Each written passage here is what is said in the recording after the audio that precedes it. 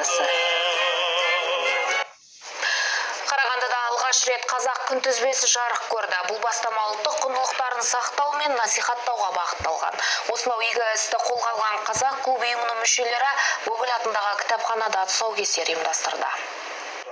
Күнтізбе авторының пікірінше мұнда 33 атаулы күн белгіленген. Оның ішінде қазақтың ежелгі мерекелері де бар. Атап айтқанда көрісу күні, қымыз мұрындық, селт еткізер сияқты мейрамдар. Оған қоса көпшілікке белгілі тарихи тұлғалардың да туған күндері арнайы мерекелерге орайластырылған. Күнтізбенің фонында тарихи тұлғалардың суреттері бейнеленген. Алдағы уақытта күнтізбе жетілдіріліп, озық ой пікірлер ескеріледі.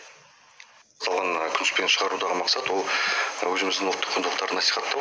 Жалпы күнтізбенің бойына назар аударатын болсаңыздар, ол барлығы 7 тарихи оқиғаны 18-ден аса ұлттық құндылығымызды насихаттайды, қазақтың салтын насихаттайды. Жалпы 2019 жылдан бері осы күнтізбенің күндері жалпы тарихпен сабақтастыру туралы біраз пікірлер айтылды. Біз соны барынша жетілдіріп, биыл енді осы 23 жылға арнайы осы күнтізбені шығарып, оны таратып жатырмыз. Бүгіннен бастап қазір өзінде таратып жатырмыз. Бүгін енді арнайы тұсаукесерін жасауды жөн көрдік.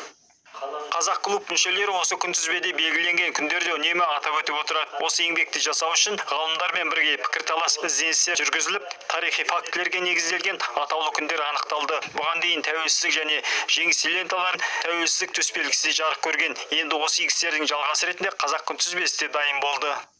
Осы күнтізбе белгіленген күллі күндерді шамамыз келгенше түгел атап өтіп жатырмыз. Қаныш Сәтпаевтың туған күнінде ғалымдар күнін өткіздік.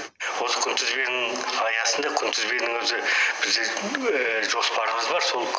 Сол жоспар бойынша арманға жалғастыра береміз. Мысалы қазақтың ұмытыла бастаған мерекелерін біз еске түсірдік.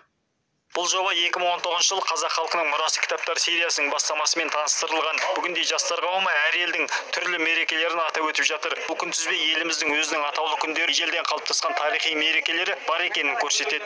Осындай игі істер алдағы уақытта да жалғасын табады дейді ұйымдастырушылар. Жаңабек Нар, Сергей Высокосов, Дастан Шанин, бірінші Қарағанды телеарнасы.